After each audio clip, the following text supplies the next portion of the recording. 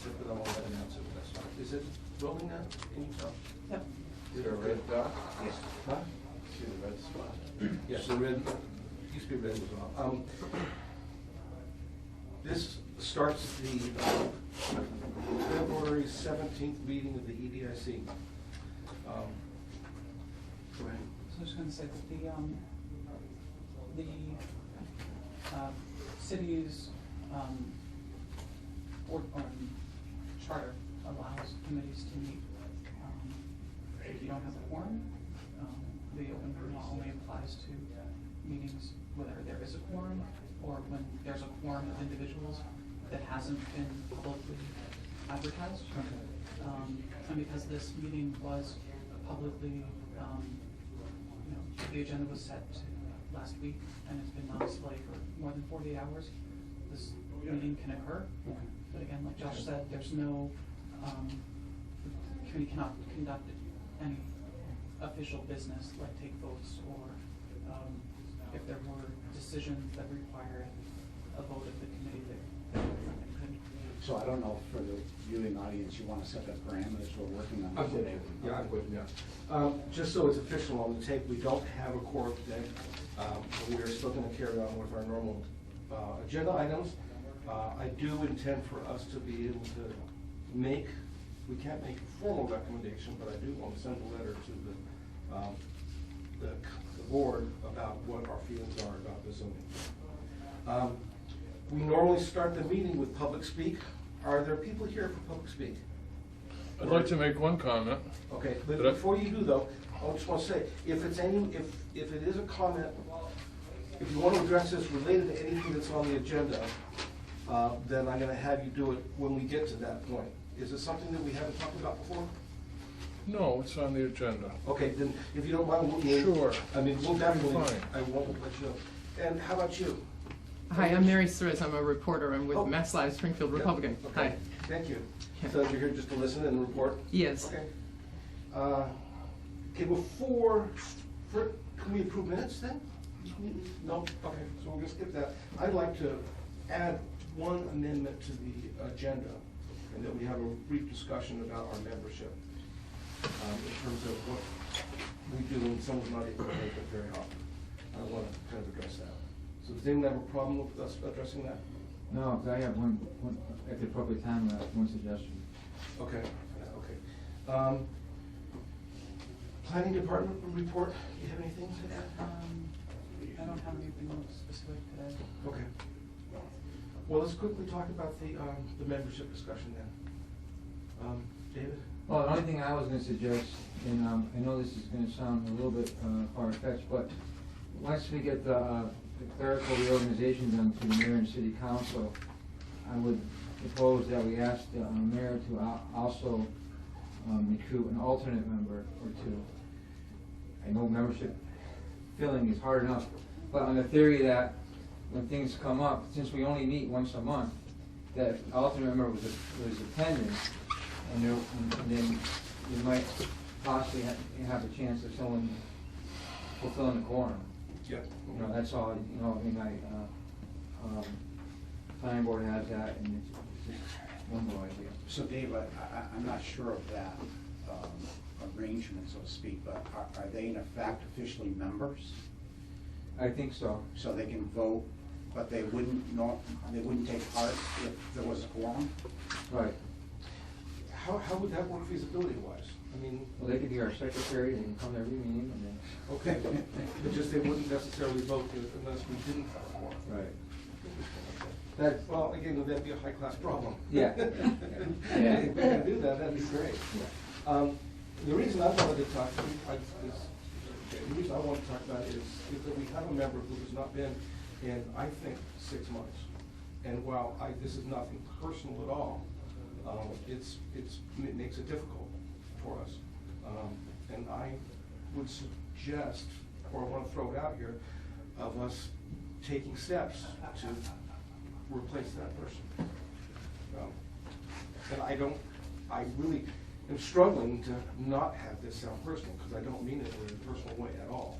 Well, that very issue has come up various times since 1996. It was even one time on policies. Right, we kept attendance in the first 3 meetings in a row. Yeah. Got the phone call, and then, you know, I mean, And I think, it's not an unusual thing. I think, Josh, there's some precedent for us sending letters, sort of an opt-in letter, basically says, do you wish to continue as a member? If you don't, if we don't hear from you by a certain date, then you're out. So that didn't even require a response. Okay. There's provision, again, in the charter for how to go about removing members from the committee. Okay. If you want Does to anyone proceed have on that. strong objections to me doing that? I don't. I guess the only other thing I would question, and I hate to have the tail wagging the dog here, but are we sure that the date and time we meet is the most conducive to getting members? So, you know, if you look at the majority. That's an interesting point. I totally agree. I was planning to suggest at some point, but not today, because we don't have a quorum, but I think that means great changing it for a later time. That if you look at virtually every group in town, they tend to meet in the evening. And we're meeting at a time where a lot of people might still be at work. And I just wonder if and we've just done it because we've always done it that way. And it was nice for people who could get out of work at 4 o'clock, come to a meeting, and you weren't cutting into your evening. But have we hamstrung ourselves on membership because of the time? You know, let's put that on, go into more detail on another meeting. Yep. There's, you know, yeah, I have strong feelings about it too, but I won't bring them now. But, we'll talk about that next time.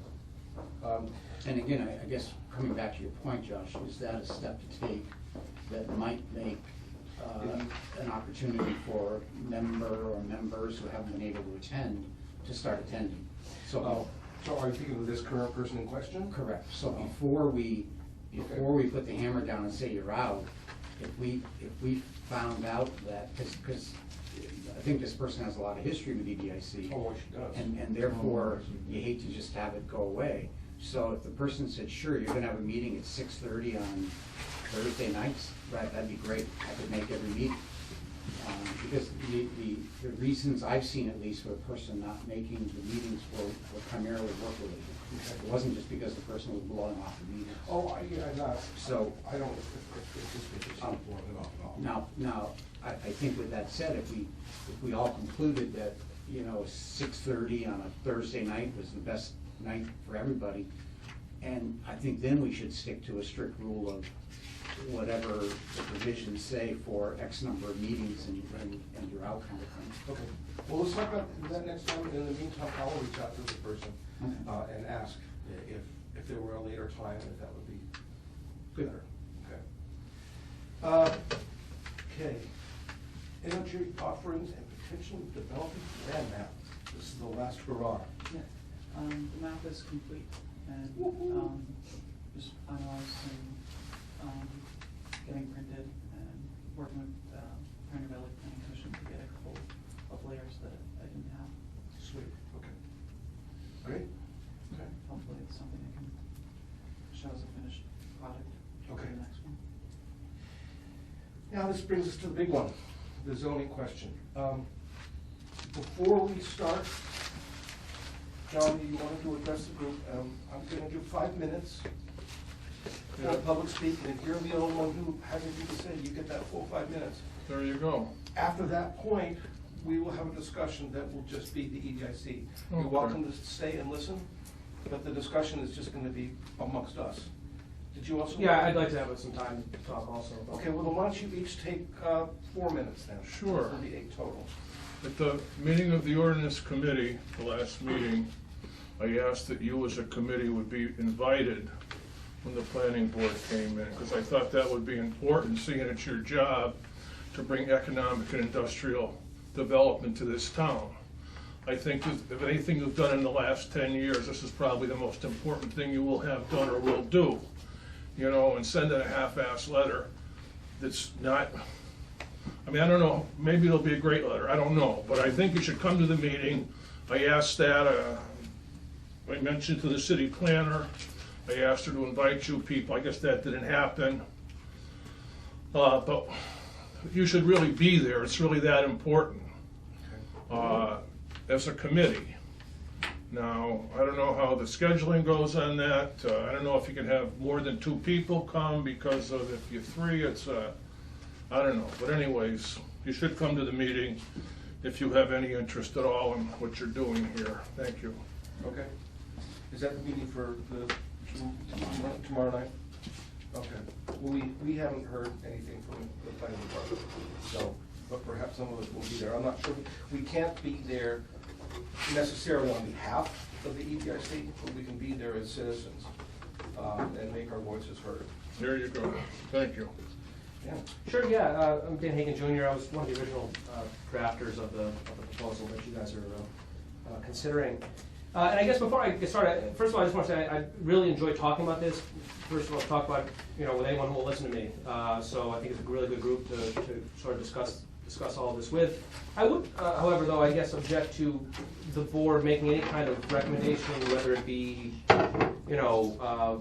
just kind of the talking points or whatever else, without a full quorum. I think that's important. I mean, if the board's going to take an action, it should really be with a full quorum. So I would just state that. But anyways, in regards to the proposal, I put this together really to align our zoning ordinance with some of the desires outlined in the master plan. And not just what the final master plan document states, but also if you look at the master plan survey and what some of the residents pointed out in that survey of what their desires were. There was a substantial number of residents who responded. And they talked about, one of the things is that, retail shopping centers being very low on their priority list of things that they would like to see, and slower and smaller development. So those were some of the background as to why I wanted to get involved in this and draft, help draft this proposal. So, again, I won't, I know you guys will discuss more of it in detail, but our goal here, at least my goal for getting involved in this, is to, limit the ability for a big box store to move into the city of Easthampton. And to the extent we can accomplish that, I will be happy. Great. Thank you. Thank you. Okay. I just want to say one bookkeeping administrative thing. Because I own land in a highway business district that is, I think, directly affected, I filed a disclosure with the mayor. You did? Yeah. So I was going to ask that. Are there any others here who have a financial interest in which way this move goes? And which way, whether the ordinance passes? Okay. Yeah, I do. Does that matter? No, I mean, as part of the EDC. And, Dan, in terms of your concern about us taking any formal action, you're right, we shouldn't, and we're not going to take a formal action, because we really can't.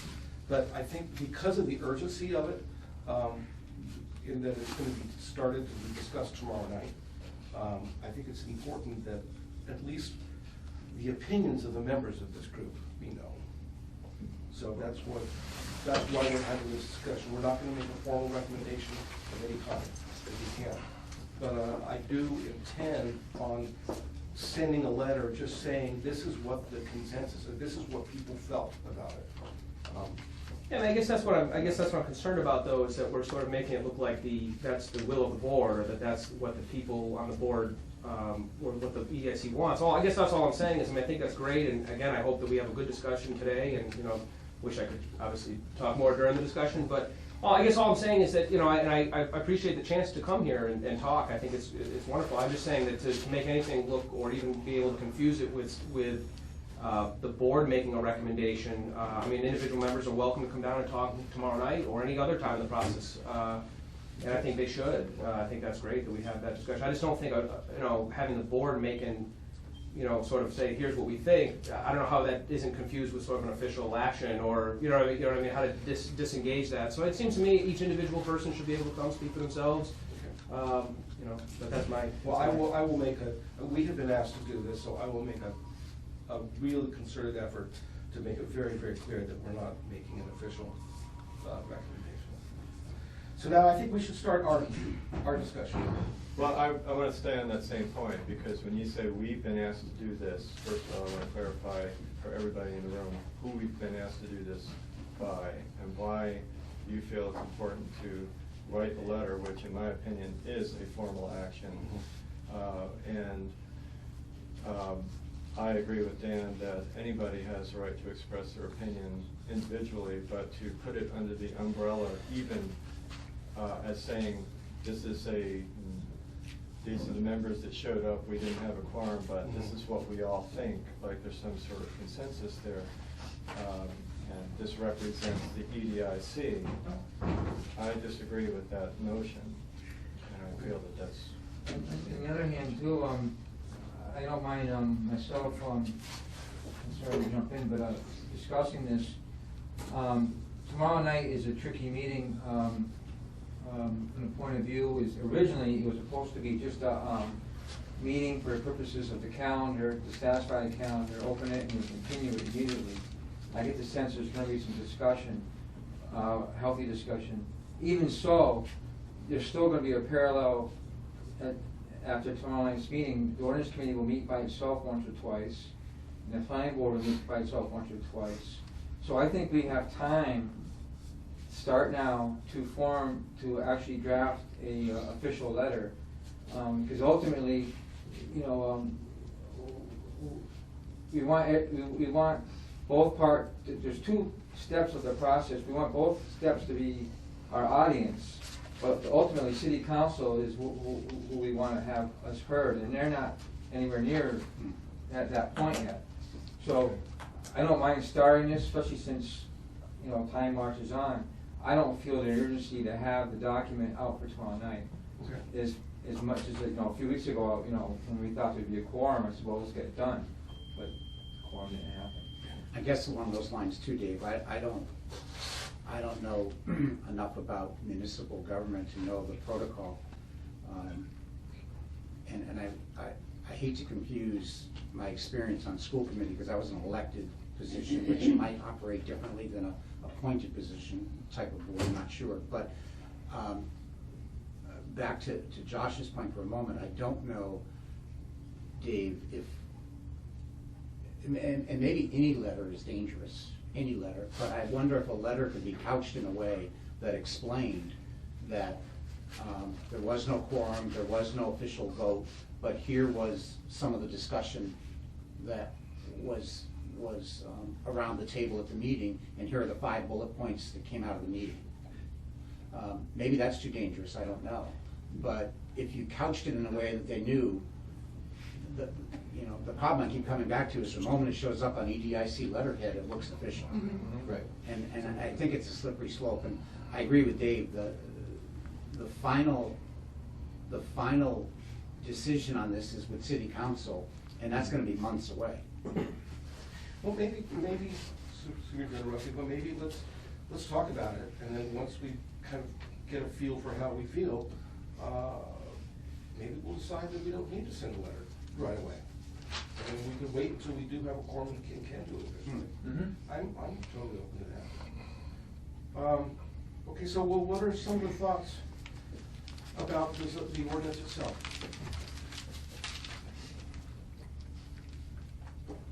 Or I can start. I mean, Okay. I'd be happy to start. I'm very happy to incorporate most of the city planner's recommendations into my thinking on this. I think it's very good points. You know, the goals are still met.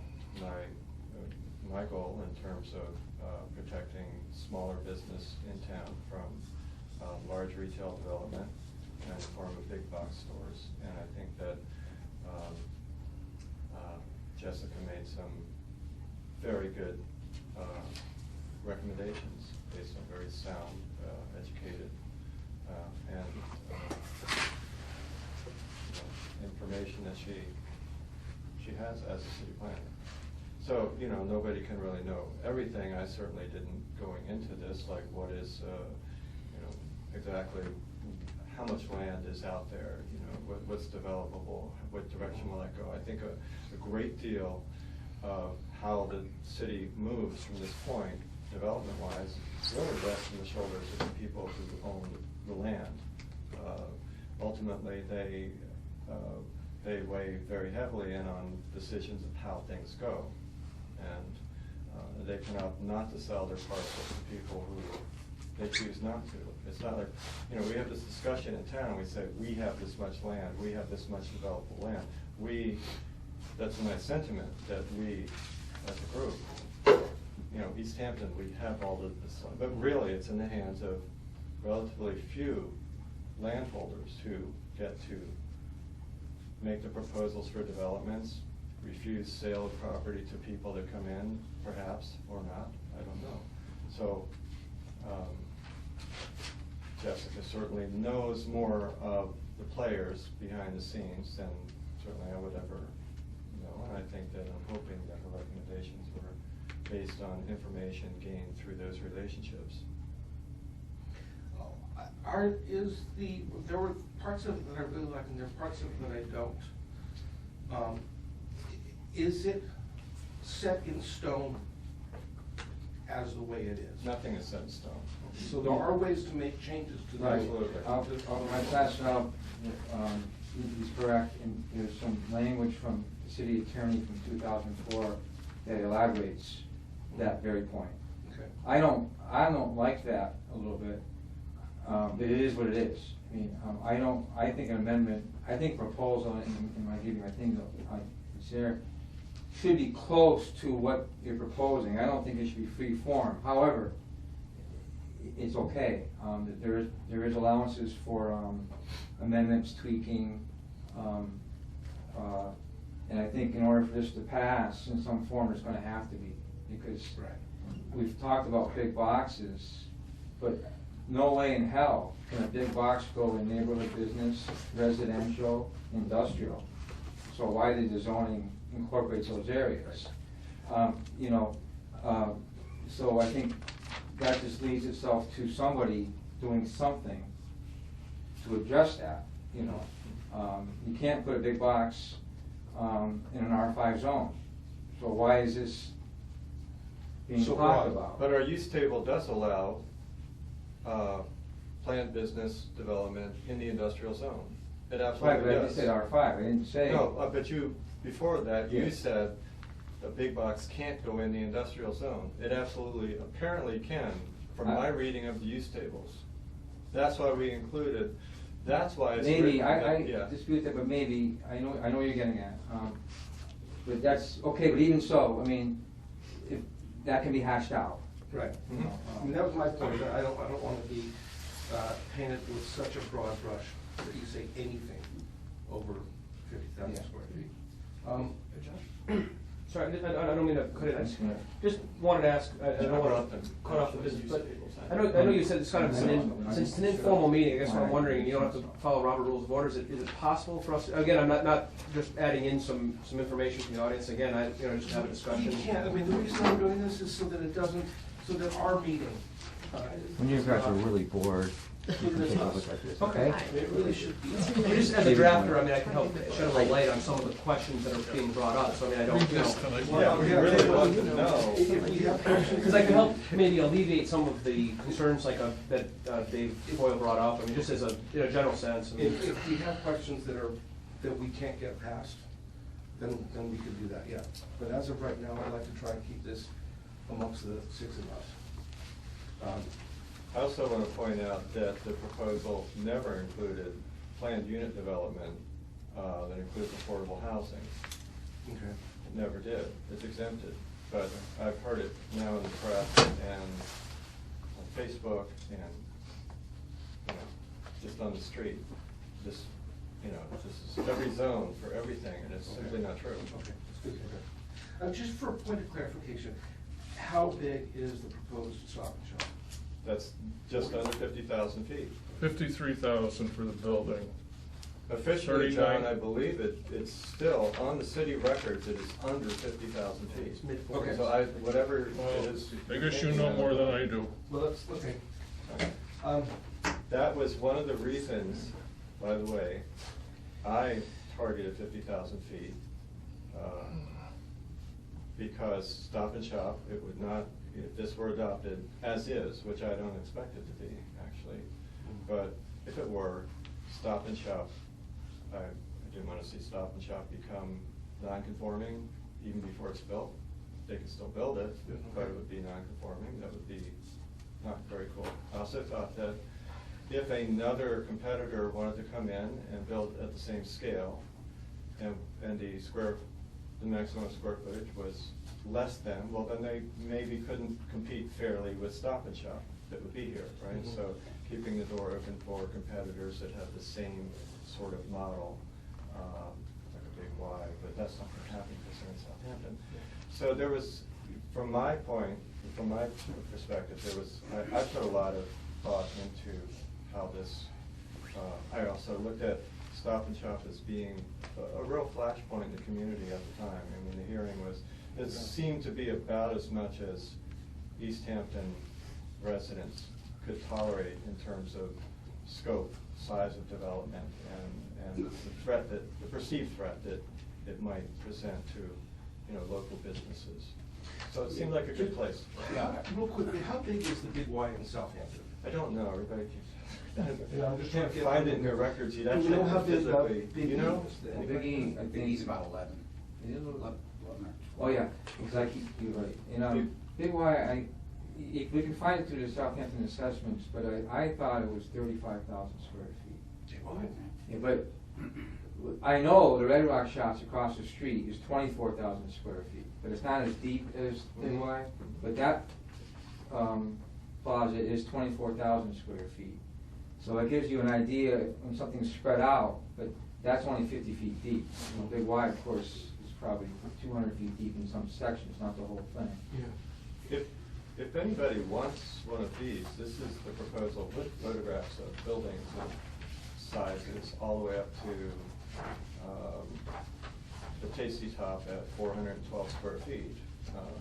But just, in terms of, a visual to assist in how large is really a building. I don't want to go through my, Well, I was just gonna say, we haven't heard from you two as much. What do you think? A couple things come to mind with some of the comments. First of all, I think most of the property that is available for development on Northampton Street today, as we see it, doesn't necessarily in and of itself support the development of what the definition of a big box might be. You're not going to see a Walmart come to Northampton Street or a Home Depot or a Lowe's. Not enough room in any of the land that's currently available. I also disagree with the notion that this restriction is going to somehow benefit or support other small businesses in town. If a 49,000 square foot Stop and Shop goes in, it's gonna hurt local business as much as a 75,000 square foot Stop and Shop. If a 49,000 square foot Lowe's went in, it's gonna hurt our local hardware stores as much as a 75,000 square foot. So size limitation doesn't necessarily have a positive impact. In fact, I've never seen restriction of any business. Actually, the opposite happens, and it tends to help. So I'll give you a prime example. If you look on Cottage Street, we have 3 establishments. You have Brass Cap, Whiskers, and Amy's that are all highly successful. And you could stand in front of one and spit and hit the other, and they're all highly successful. And I would argue that each one makes the other one successful. And I think there's a lot of economic studies out there, more than I can bring to mind, that would prove that business development helps more than hinders existing business. My bigger concern, and I'm sure there's some of this splattered all throughout the master plan or throughout Dave's comments, my bigger concern is the message we send. And I know Dave mentioned about, the business owners, the landowners are the ones in control of the land. They get to choose what's gonna go there. Please don't get the impression that anyone's knocking down their doors to build on Northampton Street. You'd be hard pressed to point out to me a new outside business that is opened in recent memory on Northampton Street. Not a relocation of an existing business or an expansion of a new business. We all, those of us that have been around for a while, remember the Big Y story. So Big Y wanted to build in Easthampton, and Easthampton residents objected to it, fought it. Don't know if it was planning board or who it was, don't remember back that far. They were denied. Traffic concerns, what have you. They went a few hundred yards over the line and built in Southampton, I believe, improved Southampton's infrastructure from the town line all the way to the bowling alley. Water and sewer, Dave? Not water, not sewer. Water, not sewer. So we ended up with all the traffic we didn't want and None of the taxes. none of the taxes. So if you go to the north and the south of Route 10, and sort of relive the past few years, again, keep in mind, in these economic times, no one's knocking down our doors for business development on Northampton Street, or in fact, anywhere in Easthampton. There's other business areas, I guess, not many. So if we're gonna restrict or deny business development, God forbid somebody came in with a 55,000 square unit plan and they can't do it. If we're gonna restrict or deny it in these economic times, it seems counterintuitive to me. The last time Easthampton put a moratorium in place was when we put a moratorium on over 55 housing developments. And at that time, there were something like 300 units that flooded the market. And everybody got nervous that we've got 300 available over 55 units. And we put, in our infinite wisdom, we put a moratorium in place. No more over 55 developments. Fast forward to today, what do we have? To the best of my knowledge, none available, and the moratorium still exists. And all those people, a whole bunch more people got over 55 in the past 10 years. So we still have a moratorium today, and we have no more over 55 units available, except for the ones that happen to trade. So the concern, I could understand a moratorium or some sort of restriction if we were in this boom. It would make sense. But, so I guess I said all that to back up the point that I'm concerned about the message we send, that we're not welcoming to business. And I'm seeing all this development on both sides of the line.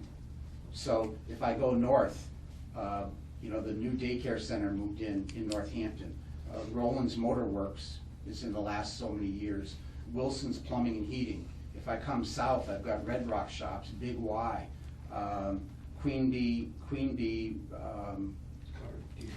detailing car wash. We've got Southampton Harley Davidson. Oh, by the way, that was originally Easthampton Harley Davidson. So all this development is going on all around us. Why it's not coming to Northampton Street today, I'm not sure. Probably a lot of other reasons, I can't even begin to wrap around, but no one's knocking down our doors today for development on Northampton Street, and I think putting in any kind of restrictions in this environment is sending the wrong message. And somebody smarter than I said a long time ago, how's it go? If you don't learn from the past, you're doomed to repeat it. Those who fail to learn from mistakes of the past are Doomed to repeat it. So, I'm afraid of another Big Y situation where and forget Stop and Shop. Sorry, John. Forget Stop and Shop. God forbid somebody came in and their footprint says, we have a 55,000 unit, or we have a 60, and it's a great development for Easthampton, and sorry, you've got to make it 50. Sorry, our footprint is 60. Not to mention, if you've driven to Northampton lately, you notice all the land on the left is now for sale. I mean, that is developable land on Route 10 going north. We're gonna just get it all around us, and we're gonna end up with all the traffic on Northampton Street, and none of the and we'll still have a bunch of open land. Write that down. Just to elaborate just very briefly on the Big Y, the Big Y example, is to some people anecdotal, and it's not uncommonly known, but what's really perverse about the Big Y example was Freddie Blanchard owned College Highway Variety, and then Star Wash owned Ed's Foodland, and they were trying like stuffed pigs, that Big Y was coming. And so basically the selectmen protected a few local people, and Big Y went there, and Ed sold his business and didn't care anymore, and, you know, and Freddie just moved on. I mean, everyone was all worried about Freddie and Ed, but they should have been worried about the community. And that's one reason why the Big Y example is bad. You know, to protect a certain class at the expense of the whole community, I think he has to be carefully weighed. Incidentally, those two businesses are still here. Right. I mean, I think it's up, you know, if you have a house, you have every right to invite or disinvite who do you want to come to your party. And I think, but a city has to be welcoming to businesses if it wants to move forward. I don't want to say too much, I want to just hit that point. What are your thoughts, Mel? Well, I shared this with my executive committee and ultimately the entire board, and reviewing both of the documents, they have, our position would be, in reviewing of Jessica's recommendations, that seem to address a lot of the universal and global restrictions citywide. So that would be our. So they're not necessarily being for this as proposed? Correct. Yeah. Okay. David, what would you say? I just wanted to respond to something you said about being welcoming to business. And you mentioned Northampton as being one of these, a city that has all this development happening. You know, it's happening to the south and north of us, and look at all that's happening. Northampton has a 90,000 square foot size cap on retail. Well, then why don't you start with 90? No, well, I told you, well, because they also have 3 times the land mass and twice the population. And isn't the big concern about the whole, besides the size, the building size, it's the aggregate building Well, size, and that seems to be a little bit more. Right. This is true, yes, that has been hanging. So But I just want to just- point out, what message did Northampton send out when they adopted a 90,000 square foot cap?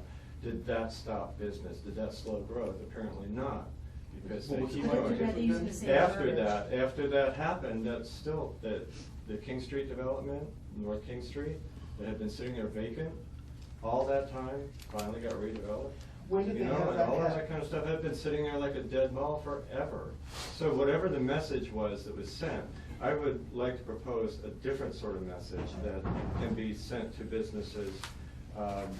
80% of businesses have 20,000 square foot model or less.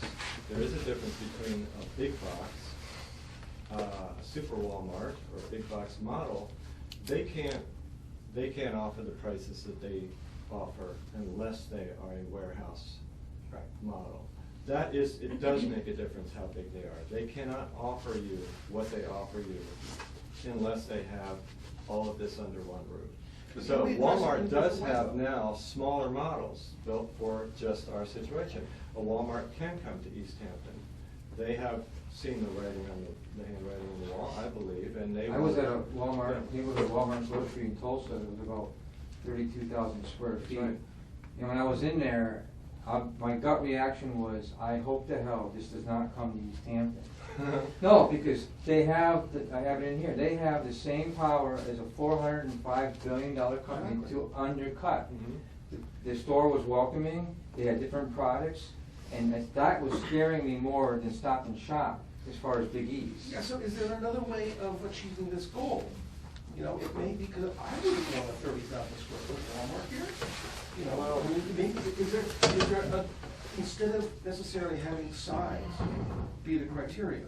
Well, let's go You back can't to. target a business. You Well, no, can't not say. a specific business, but again- say it's got to be locally owned or something like that, you can do that. That's, no, But that again- runs into all kinds of problems. Go back to, I would offer that Northampton probably chose 90,000 square feet because it probably only eliminated 2 businesses, probably Lowe's and Home Depot. It'll let everything else come in, all the car dealerships, the development of the Hill and Dale Mall. Not much is happening with the old Lyda Ford property, but There's some other issues there, but my point is 90,000 square feet doesn't exclude too many people. Keeps it pretty wide open berth.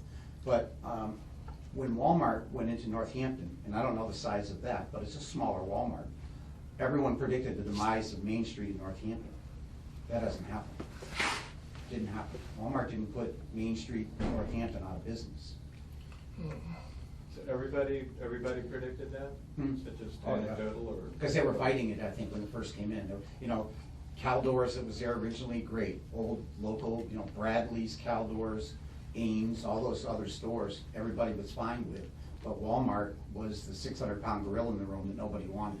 And people felt that it was, people predicted Big E's was gonna close their doors when Big Y opened. Mike retooled, Mike knew how to retool, Mike knew how to offer the right product at the right price to the right people, and Mike lived to tell about it. The biggest threat to Big E's, Manchester's, and Florey Lumber is something that's totally out of our realm, is succession. Those businesses have been working for various reasons. So if they go and sell at market rate, whatever market rate is, to a new buyer that has to finance, those businesses, the new business will not make it. Their biggest threat is not necessarily, while those owners are here, their threat is not necessarily the big box that's not coming. It's succession, and that's out of our realm. In the way things are going with retail, it's just, you know, it's just crazy. I mean, the other day I wanted to buy some low-profile 30-amp fuses. They didn't have any at Advanced Auto, so I ordered them on Amazon. I mean, it's a $5 item. I mean, Advanced Auto didn't have them. I'm not, you know, it's just the end of the story. But but to keep the flavor going, if big box, if we were, just for the sake of argument, everyone in this room was going to say big box is Satan on steroids, we don't want it. Why do we have the aggregate though? I mean, so we craft a regulation that prevents big box. We just say we craft a good regulation that prevents a big box. Why does that mean the rest of the development has to be a certain size? I'll tell you where that came from, because there was in one of the communities that has adopted a size limitation, a big box moved in and built 2 large buildings on adjacent parcels that had essentially a 0 lot line situation. So they essentially, I'm not sure they were. Well, I think we can do better in that community. Well, I would hope so. I'm just saying, that was. Sorry. Well, can I just have a flavor about the drafting? I mean, the question was, No, I'm sorry, we really have to keep it amongst us. Sorry. Jamie, I just had a question it's about. an informal meeting. I had a question about Yes. Jessica's sort of proposed changes to the proposal, and it was the one about the aggregate or any individual retail. Yeah. So would it allow multiple pad sites on a site? Her proposed change, was it gonna allow multiple pad sites on a site that might combined come to more than 50,000? I thought her. 80,000. I thought her. 80,000? Yeah, I off the top of my head, I don't. Hers was have to her change it to letter. 80,000. It's very vague as to, the recommendation would be to clarify the 50,000 square foot building limit be for a single retailer only, so that's just kind of like a starting point. So if I had a piece of property on Northampton Street and I couldn't put Stop and Shop there because they wanted to build a 75,000 square foot building, could I put in 6 or 7 different smaller retails on pad sites that might come to 70,000 square feet combined? I think as the ordinance was proposed, no. Right, as the ordinance is As the- proposed, And she's no. suggesting Right. rethinking that. Because the issue would be. Is suggesting raising that to 80,000 feet, and I'm fine with that. Yeah, because the issue there would be, Dave, as I see it, and I think I heard it from John and some others, whether I have a 1 acre parcel or a 5 acre parcel, I can only put this one business on that parcel, as opposed to putting 6 pad sites that might get to 80 or what have you. Because you could put 6 10,000 square foot buildings, that might be Well, 6, you know, a restaurant, a bank, whatever.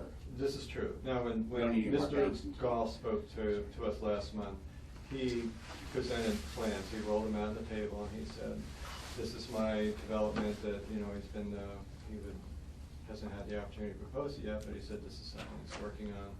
And under this proposal, he would not be able to do that because combined it was about 80,000 feet or something like that. One of the few comments I made during that whole meeting was, unless you put a road in, he said there should, something about not being in a position to gerrymander the lot to, you know, but developers do that all the time. I mean, when I was on a planning board, we were faced with A&Rs. This is a proposal for a subdivision for a large parcel of land that shows roads going through it, of their own volition, coming in, doing that, filing that with the registry, so it's official. The only concern that the planning board had about it, it's kind of weird because it's approval not required, but you have to come to the planning board to get endorsement. Well, but that, all they're concerned about is access, frontage, with a road.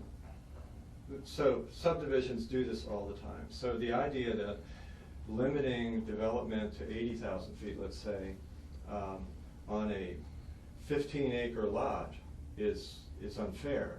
Well, then split up the 15-acre lot, you know, turn it into smaller parcels. There was a fellow who came, who read about our proposal, and there is some other things in the proposal that were meant to encourage businesses who haven't had the opportunity to even consider Easthampton. We met one such individual. He's a lawyer who represents businesses, small and large. He's represented Walmart. Well, he is currently representing, has an interest in finding a location for Cumberland Farms. He looked at Easthampton, looked at the planned unit, the planned business development ordinance as it is now, and I didn't make it, I don't know where it came from. It said there's a 5-acre minimum for such developments.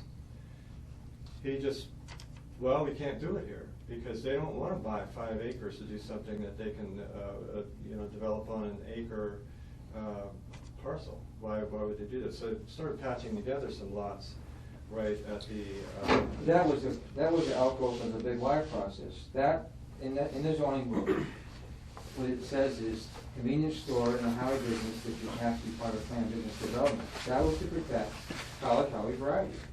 So here we go again, legislation to protect a certain class and it's living with us, and now a new business can't come to town. That's exactly where that came from. Okay, well, so you know, that's great, you know the history. Well, so right, but it shows you again, though, it was poorly drafted legislation, you know, but you can take my piece of land. Right now, and under the current zoning proposed, I can have 3 lots with 3 buildings of 21,000 square feet. I already have a concept plan that would fit, the 21,000 square feet would fit, provide proper parking and proper drainage. So I can have 3 lots, 3 21,000 square foot buildings. But under the new zoning, I couldn't have 1 lot with 1 60,000 square foot building if that made things more efficient. All I'm just trying to get at is that aggregate is, you know, or what if I wanted to go 55,000 square feet? What if I made 1 building of 55,000 square feet that just seemed to fit better, had better scale? I can't. So I'll go back to the concept plan that, you know, and I'll go with the 3 21,000 square foot buildings. Now, I mean, we lose some creativity. The 2 Daves will understand this better, but I want to go back to the Cumberland Farms question for a moment. Cumberland Farms could buy a piece of land that was 1 acre if that's all they needed and build on it. No, there aren't any available. They looked all over town. The guy, according to him, he looked all over to find something. There are 3 that would parcels. work. He's not telling the whole truth. There's Well, no 2 of them. I mean, I think the bottom line there, and this is only the layperson on the outside looking But he in, can't buy- he is can't they build- can't go where they want to go. He can't build on an acre. They can't go where they want to go. You can't do a Cumberland Farms on 1 acre because it involves gas pumps and a store. So it's a planned business development because of that. Oh, because it's gas pumps and Because stores? of the pumps. Okay. If they could open up a convenience store wherever they wanted, but it's the gas station, the gas pumps that are, the only new gas pumps that are allowed, I believe in the highway business district have to be as part of the planned unit development. You Business, can't do- business. And the business part, you can't. One thing about the planned unit development, just so everyone knows, the minimum acre for that is 10 acres. So it's not gonna, Business and a highway? no, planned unit, Planned unit, right. So, okay. planned unit development is not gonna happen regardless of what anything does. It doesn't even, it's just filler in the zoning book. That's not exactly true. It is, John, Okay. trust me. I'm not sure we're gonna, So I didn't finish a point. I remember I didn't finish a point about what limiting retail development to how it's possibly could help Easthampton, and that is that, and this is just me, but if I were going to open a clothing department store in Easthampton, a Kohl's, for instance, which do have models under 50,000 feet, and people have asked me about that. You know, I've been talking to people about this proposal, and I said, well, one person just yesterday said, well, we just prevent a Kohl's and a International House of Pancakes. I said, no, neither one. So if I were Kohl's and I was going to put a Kohl's in Easthampton, I would feel much better knowing that something like a Walmart, for instance, could not come in. And statistically, and this is just statistically, when a Walmart moves in, about 150 businesses in the area that they are intended to serve go out of business within 5 years. Now, some of that has to do just with bad business plans, of course. Now, you can't blame it all on that, but some of it clearly is putting the competition as just too severe. But I'd go You back have to the lie point. against. I'd go back to the point that was made earlier, Dave, which is Walmart does have a model under 50,000 square feet. Yes. So, and Walmart could still come in spite of. They would not be able to sell as cheaply in that small scale Walmart as they Oh, do. sure they can. yes, Sure they can. Well, they'll undercut, they'll do something Well, that's and they that's can't offer a fairly variety of illegal. goods either. Yeah, Or but they they can't can't offer variety. the variety maybe, but keep in mind, the point being made a while ago, they have the buying power. They still have the buying power. They can sell that widget in Walmart, 32,000 square feet, the same way they can in 100,000 square foot, because their overhead is the same, their buying power is the same. So the effect of a Walmart anywhere, Walmart is a Walmart is a Walmart. There's more to the formula than just what they buy it for. They gotta ship it to a location and trucks, to stock. Right, they're gonna ship it Everything, regardless. there's much more to it. That's why large-scale warehouse businesses got established in the first place. It's a matter of convenience for them, and it helps them sell things for But your less. point about Kohl's, I viewed your point about Walmart, but your point about Kohl's is not correct. Kohl's will not come to Easthampton by itself. How do you know? No, Why not? because this is my business, this is what we deal with them. They want to be next to, they want foot traffic, they want to be next to other, not necessarily the same, but they want to be next to Like- other, like business like retail. businesses. Yeah, but, sorry, go ahead. It's, you know, it's a classic example, you know, if you have one woman's store, one micro business, woman's store, that business will survive way better if there's at least 5 other like women's stores around them. And even, you know, restaurateurs know this as well. You know, they're not afraid of restaurants coming in because they know that it's the variety that keeps them all. It's for the same reason why you have antique, you don't have an antique store usually, you have Yeah. an antique store district. Street. With multiple antique stores on it, because when people are, they wanna walk around and see the different places and compare goods and services. And I also think, Jamie, and Dave's brought this up at prior meetings, I think the fear of the big box, we're fighting a ghost of the past. I think in the next 10 years, you're gonna see more Lowe's, Home Depots, and Walmarts closed than open. For a lot of economic reasons. I mean, being online. Here's the- well, online will kill them the same way it kills I shouldn't say kill, but it's gonna cut into their business the same way it cuts into everything. How many people are doing online shopping these days?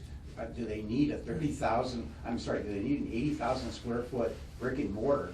They can do it much cheaper online than they can do it, I mean, banking's going that way. Branches are gonna get smaller, brick and mortar by nature is gonna get smaller. The next generations aren't gonna walk into Walmarts or Kohl's or whatever, they're gonna shop online. And also, I've actually spoken with a small hardware, I guess it's family run, Rocky's Oh, yeah. Hardware. And they actually do better when a Home Depot comes into town because they can service and serve their niche folks way better. And 9 times out of 10, they can't find what they want over at Home Depot. Yeah. So classic example is over in Westfield. I mean, Rockies just did this multi-million-dollar. That's a and misunderstood they're concept. If you're a contractor or a building goods supplier, like a flooring guy, and you're small, you want to be closer to Home Depot and not further away, because there is a sucking sound, and it's huge. But if you're next to it, like Rockies is, and they have some in Florida, and they have some in Western Mass, and they're smart. They went smaller when the big boxes came. They get more than the crumbs. Mm. If they were 5 miles further, they might be out of business. Mhm. Okay, I'm gonna say here, we're almost at 5 o'clock, and I don't necessarily think that a place will be make a consensus. Can I ask a question? So after everything that we talked about today, how do we square, how does Easthampton square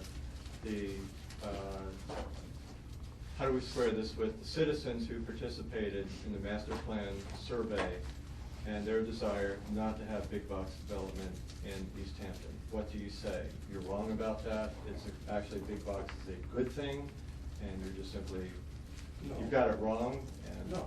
so. Well, how does we that gotta work? remember that, as the chairperson of that, and, we were really happy with that survey, but remember, the survey, it was 40% of the respondents, and it was, I think there was 5,000 mailings, households. But, it's the nature of anything, I don't wanna go on a limb and say there's a silent majority out there that says the opposite, that's crazy, but the survey is a little bit overblown. The people that were likely to respond were the negatives on some of that stuff. Now, even on the economic development subcommittee, which I remember, we had 3 people that were expressly on that committee because they did not want Stop and Shop. 2 of them are abutters. Even then, they didn't come out and say that in our recommendation. So, and that, the master plan, I have it in here, you read it later when you have nothing to do. Don't make a point of it. The master plan is, I hate to say this, it's got some good things, but it's out of date. It's out of date. The world has changed dramatically in 7 years.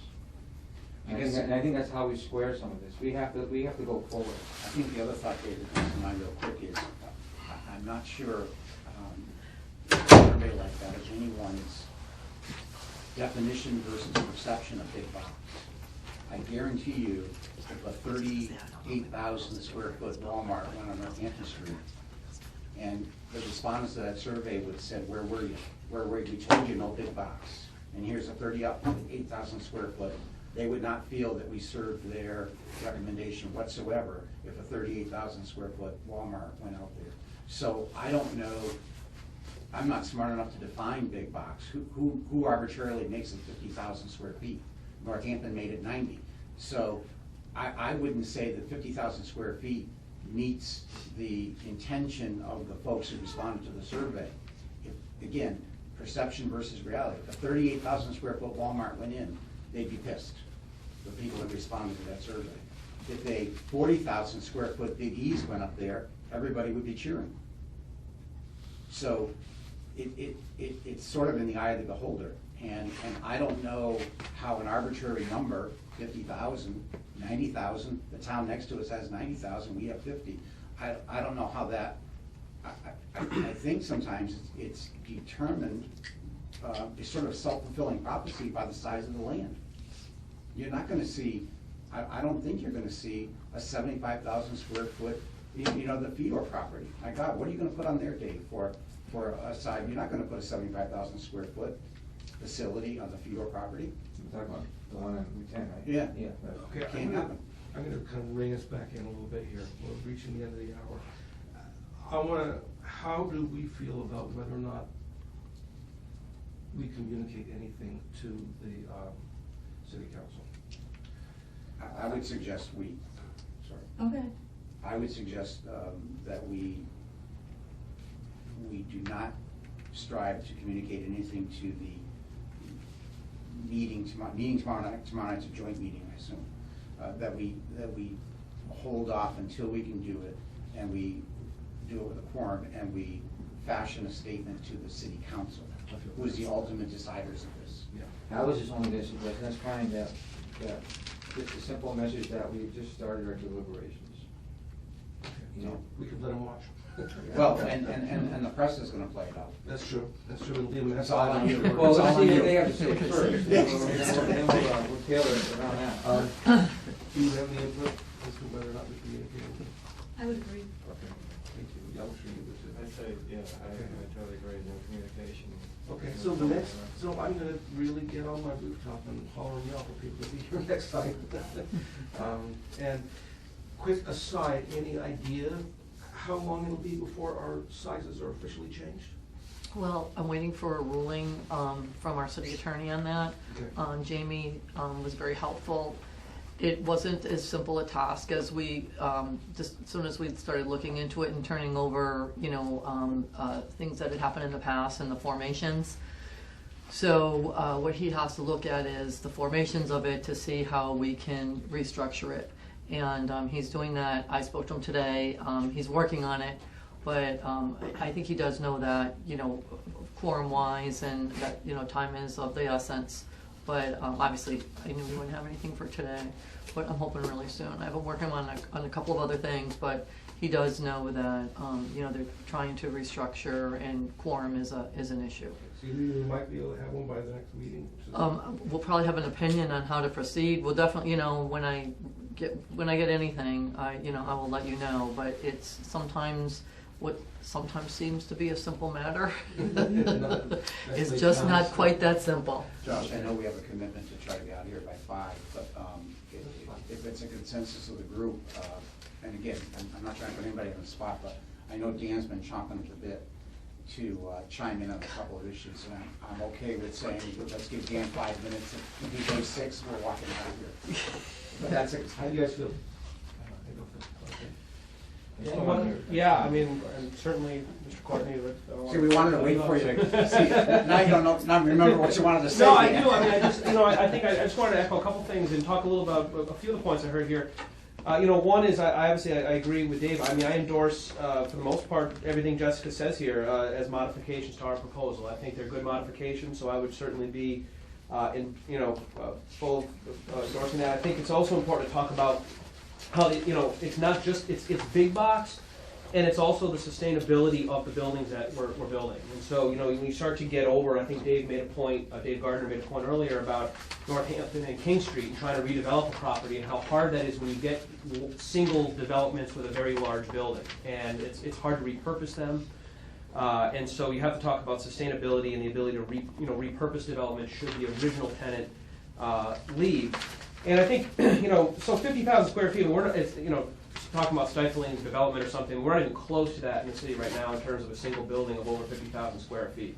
Closest we have is a medical building, and that's in the low 30s or something. 31,000. 31. So I mean, we don't have that. It's not like we, you know, we do. We have a single building over 50,000. Where? The mill buildings. Well, yeah, I mean, all of the mill buildings. yeah. It's already here. Sorry, I mean that. Yeah, I mean, with the exclusion of the mill buildings, which were kind of legacy structures that I don't think we would ever, you know, put up again. But that's true. I mean, Jamie's right. There is the mill buildings, but again, legacy structures. But of any kind of recent modern development, the closest we've ever come is in the low 30s. So, with that said, this is not. We're not close to that. I agree also with what the Chamber of Commerce is thinking in terms of what Jessica is saying for modifications here. I mean, look, like these planned business. A lot of times, Walmart or any of these big box stores, they come in, they want businesses around them. And I think that's fine, putting businesses around them. The problem is they come in a planned business development, and you end up, if we just limit the 50,000 square foot standalone store, that's great. But they come in with a planned business development and could put up a very large scale store. So I think the aggregation limit Jessica proposes of 80,000 square feet, I mean, that's reasonable. I don't think anyone's going to come, I think you'd have a reasonable scale buildings for our, for our city. So, again, I stand in support of all of that. Look, also the Walmarts, the small Walmarts, we talk about, okay, a Walmart can come. Yes, that's true, they can. But, remember, those superstores compete in a variety of different sectors because they can build a big store that can compete in banking, insurance, grocery, multiple sectors, whereas a smaller scale store has to come in and compete in very select markets in a very targeted way, And other people have I think local smaller businesses then have a better ability to compete. Again, it's not perfect. They are obviously, our local businesses are hamstrung by both, online and large scale stores. I mean, we know that. But certainly coming in smaller on their turf, it doesn't affect as wide of an audience of businesses, local businesses that could be impacted here. So, so for all those reasons, I mean, I think, again, it's not just big box, it's sustainable structures, and I look forward to continuing the debate. The only last thing I just want to throw out, despite the two recent buildings that are built, Valley Medical and Easthampton Savings Bank, 5 years ago, neither one of those, I was involved with the Valley Medical, they had 3,000 square feet, and they were originally going to take 5,000 or 6,000 from us, and they changed their model for various reasons, and it's been working out for them. The bank, I'm not going to speak too much because Tom can do it, but 10 years ago, the bank was not going to build that building that they built. So things changed, but what really is striking is Atwood Drive in Northampton. Those two 40,000 square foot buildings were not on the owner's minds 5 years ago. And I think there's 4 acres there, and it's all medical. And I think that's what you have to think about being flexible. Fully Dickinson has one whole building and a third of the other, and there's other offices. And they want more. Right, and yeah, and I understand. I'm the same way. Even though I'm in real estate, Walmart to me is like, whoa. I understand that. I understand big box. I know full well. I've seen it when you drive across the country. It's funny especially when you get in the middle of the country, and you can see where a Walmart that was thriving, and then 2 years ago, it was there, and then it moved 2 blocks down. I mean, it just blows your mind what they can do. But in New England, we're Yankees. We're crotchety. We're stuck in the mud in a lot of ways. I don't think we have to worry about it as much, and we shouldn't handicap ourselves because our growth. We need to provide services for our community. The other point that reminds me of, Dave, and what you say about what's on the mind of business today versus 5 years from now, what changes. Easthampton Savings Bank bought that corner lot in 1989. Okay, we were looking to the future. We bought it in 1989 and did absolutely zero with it until 3-4 years ago, 3 years ago. So. You just sort of plan for the future. You don't know what it might bring. But the other thing I often think about Walmart is I can get in my car in Easthampton and drive 10 or 15 miles in 4 different directions and hit a Walmart. How long can they sustain that? How long? Northampton, Hadley, Chicopee, Westfield. How long do they sustain those 4 Walmarts? I would contend it's not forever. That they can sustain that infrastructure for that long. See, Tom, what the model will use exactly what Dave said, which is they come into a market, they put out the local business, and then they pull out, and they leave the empty store, and then where do you have to go to shop? You have to go to Northampton, you have to go to Hollywood. In other words, they come into the market, they kill the local businesses, and then they have them, then they have an exclusivity. They go out, they hang you with a big store, and then you have to go to the market next door to shop. They have a captive audience. Well, there may be some examples of that, Dan. There may be some examples, but if I look at the Walmart in Westfield and especially Chicopee, they're in a business development with dozens of other stores around them. You got Walmart on one end, Home Depot on the other end. You got a whole row of smaller stores, including Marshall's. Marshall's is still thriving, and all the dollar stores. And so drive into that Chicopee development, and there's 99 Restaurant, and there's Panera Bread, and Buffalo Wild Wings just opened across the street. That section of Memorial Drive is thriving like a Walmart, and Walmart just so I've got 2 big Ys on either end of that stretch of road, a Stop and Shop at one end, and now Walmart is a full-blown grocery store. Not a lot of room for local businesses. But just one last thing. Oh, I agree. You could go on a limb and say Stop and Shop Northampton put Price Chopper out of business. Price Chopper was the empty Hillendale Mall for 10 or 12 years. But it was repurposed. It was repurposed. After Northampton loosened up on a few things, it was repurposed, and now it's thriving a medical center. And the aggregate size is something that No, it needs to be tweaked, and I think we have a process for that coming up. But I do know you can find pockets around the country of what Dan's talking about. So go to Hinsdale, New Hampshire. You go over the bridge from Vermont into New Hampshire, and there's an empty Walmart that's been empty for quite some time because they went 5 miles down the road and built a superstore. And now they've got a giant Walmart in Hinsdale, and they've got the town of Hinsdale is stuck with an empty store. You can find those pockets around, but you can also find pockets around the country where Walmart and smaller businesses are thriving together. Okay. Well, so the next time, I think we should have the goal of making a recommendation. We can do that. Okay. We have a date? March 17th. I'm out of town that week. Yeah. How the hell would you be out of town on St. Patrick's Day? What if we, actually, I was gonna put off a trip because of that week. What about the week before? Did anyone do Perfectly that? okay. The previous Tuesday? That's fine with me. Okay, I'm gonna just say, let's have it be. It might be. So the 10th? March more 12th. appropriate, actually, if you wanna work on this. Yes, the 10th. 10th. It's a math. I just subtracted 7 from 17. The other thing I would suggest we put in a notation that goes out is for people to be considering a date and or time change. Yes. So that they might come prepared for suggestions about, frankly, for me, I love the 4 o'clock, I love it. But if it's hindering our membership, we gotta look at something different. And I started that with it. I can't go too much later, but we'll see. Okay. Well, if it's a chance to get rid of the chair, I mean, there's a. I'm gonna adjourn this meeting for now. Thank you all. Thank you very much.